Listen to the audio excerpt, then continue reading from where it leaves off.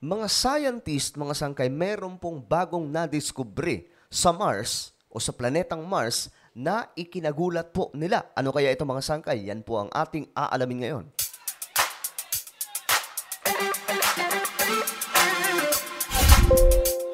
So magandang oras po sa lahat ng ating mga kababayan mula sa Luzon, Visayas, Mindanao, Sabah at maging sa ating mga kababayan na nasa iba't ibang bansa.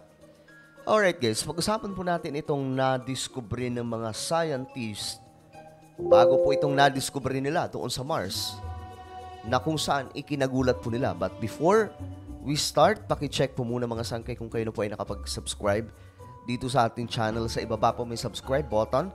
Pindutin nyo lamang po mga sangkay ang subscribe na makikita po sa ibaba ng video na to. Tapos i-click nyo yung bell at i-click nyo po yung all. Ulitin ko, click the subscribe down below, click the bell and click all. Alright guys, at kung kayo ay nasa Facebook, huwag nyo pong kalilimutan na i-subscribe o i-follow ang ating Facebook page. Ngayon mga sangga, ito po. Matindi to. Bagong discovery ng mga scientist. Pero bago po natin tignan itong kung ano ang nadiscovery ng mga scientist. In an incredible Yan po yung Mars. Okay? In an incredible first, astronomers have discovered what lies at the core of Mars. It turns out the red planet isn't as lifeless as we once thought. Mars wasn't always a dusty, barren world. There's plenty of evidence that the planet was warm, had lakes of liquid water, and was habitable for a short period in its history. Sa madaling sabi, before ang planetang Mars ay kahalintulad din po ng planetang Earth. Kaya nga lang, hindi po di umano nagtagal, nasira din po ito. So noon mga sangkay, habitable po itong planeta o kayang tirahan ng tao dahil nga po sa kumpleto na mayroon po sila, kahalintulad din po sa Earth. But right after a short period of time, nagkaroon po ng problema. And mahaba-haba pong topic yan mga sangkay kung pag-uusapan dito. Ngayon, hindi na po pwede itong tirahan. Kaya nga lang ngayon mga sangkay, itong mga scientists, mga astronomers, nagpapadala po sila ng mga kung ano-anong teknolohiya papunta po sa red planet na kung tawagin ay Mars para po makita at obserbahan ang paligid kung kaya na bang tirahan ng tao. Very interesting. Kasi itong mga taong to, mas interesado sa ibang mga planeta kaysa po dito sa Earth. Ano ang mayroon? Tila baga, para po silang tumatakas, mga sangkay, sa ating planeta na parang may nakita po silang hindi maganda na kinakailangan nang maghanap ng panibagong matitirahan ng tao. Astronomers had always wanted to know the reason behind this transition, and for that, Ang mga astronomers, mga scientists, gusto po nilang malaman kung ano nga ba ang nangyari sa likod po nitong matinding transition mula po sa napakagandang planeta na habitable, bigla pong naging red planet po ito, ang tawagin. Ngayon, ito po yung bagong discovery ng NASA. In a first, NASA's Perseverance rover makes breathable oxygen on Mars. So parang, ano yun, nakunan po nila ng ebidensya na pwedeng makahinga doon o may hangin ba doon. NASA's Perseverance rover has generated 4.3 ounces of breathable oxygen while on the red planet, enough to sustain an adult human for 3 hours. So ano yun? Mga sangga, isa ba itong malaking tagumpay na malaman po nila na 3 hours lang mga sangkay, oh. Pwede mag-sustain ng oxygen habang nasa planetang ito. Kaya nga lang, nakalagay po dito, enough to sustain an adult woman for 3 hours. Mabubuhay ka doon ng 3 hours. Ibig sabihin, delikado pa rin ang lugar na ito. Kasi ang hinahanap po nila ngayon, yung space ng lugar na ito na kaya pong mabuhay ng isang tao. So, yan po yung isa sa mga larawan mga sangkay. No, mamaya, ipapakita ko sa inyo. May mga pictures na inilabas 3 years ago. Okay, sobrang dami po ng views na ito, 66 million.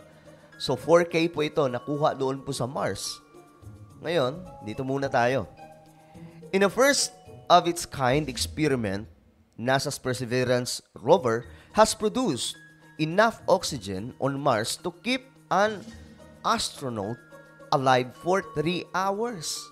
So ito po yung na-produce nitong teknolohiya nila doon, mga sangkay, na mayroon nga pong enough na oxygen sa Mars para pumapanatili ang isang tao na mabuhay ng 3 oras.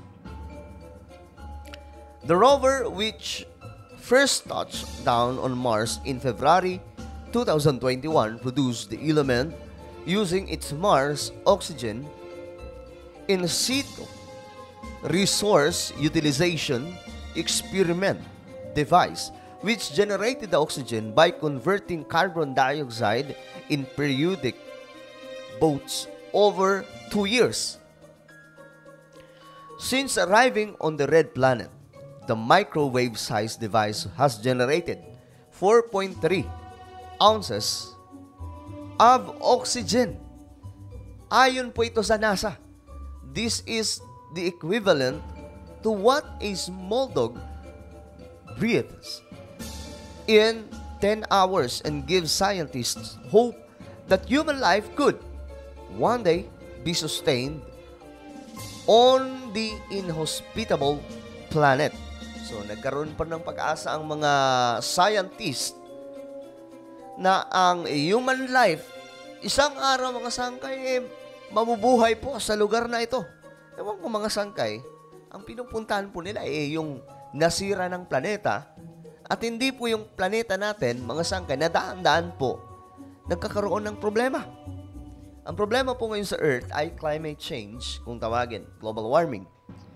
At very devastating ang mga nagaganap pang sangkay na talaga nga namang nakakagulat, pero ayun mga sangkay, nangyayari na po sa ating mundo. Mga sunog po sa kagubatan na tila ba nagiging senyales ngayon na may paparating na dilubyo na mas malala pa in the future. At nag-aalala po dito yung mga scientists. Nakakagulat nga po dito mga sangkay, marami po sa world leaders hindi po sinusuportahan ang kung anumang plano ng mga scientists ma-preserve itong planeta natin. Pero kung babasahin po natin ang Biblia, mga sangkay, yung planetang ito, wala po talagang patutunguhang maganda. Okay?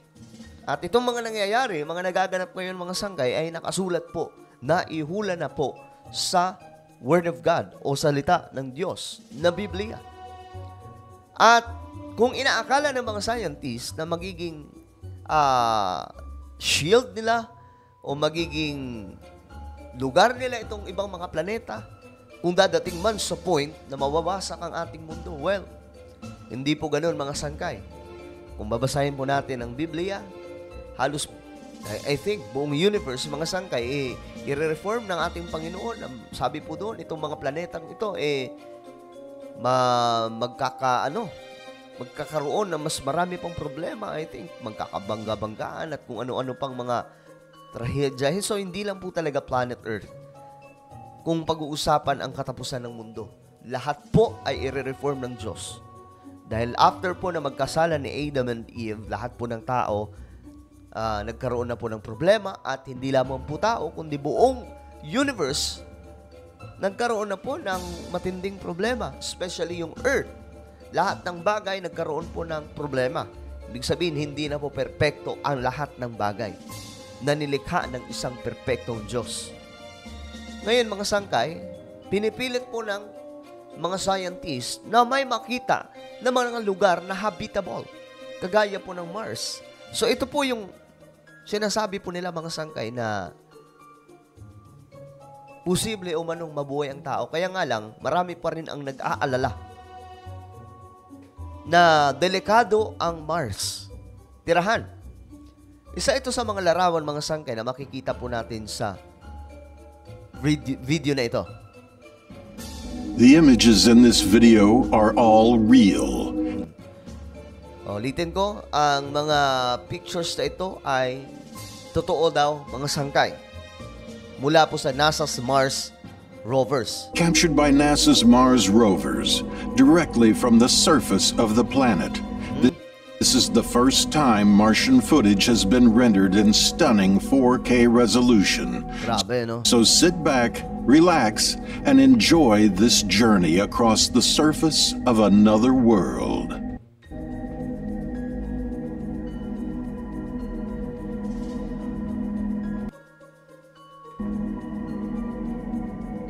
Opportunity and curiosity.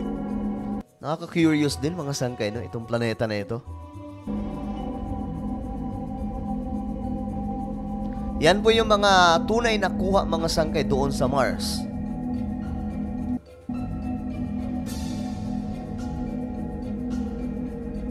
Disyerto siya, no?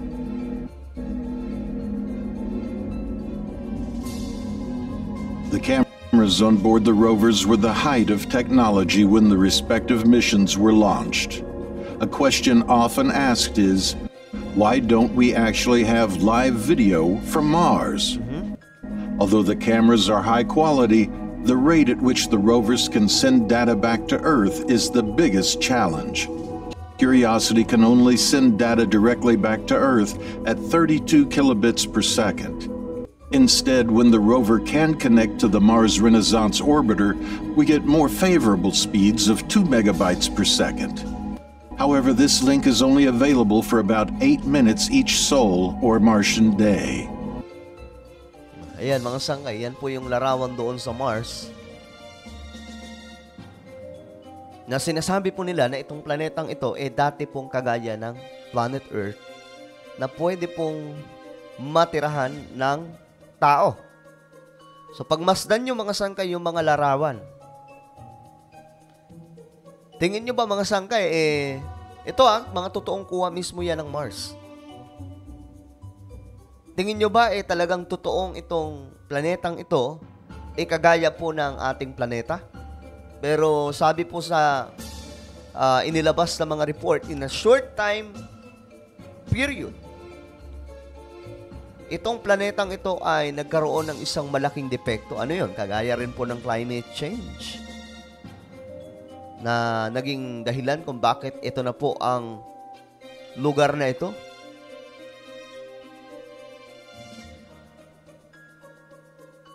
Ito po ay kung tawaging red planets. Pero may mga part, mga sangkay na hindi po ganun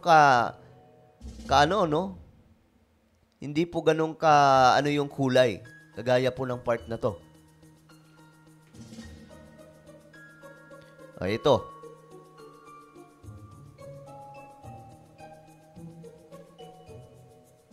Ito ay kung tawagin Marathon Valley Entrance.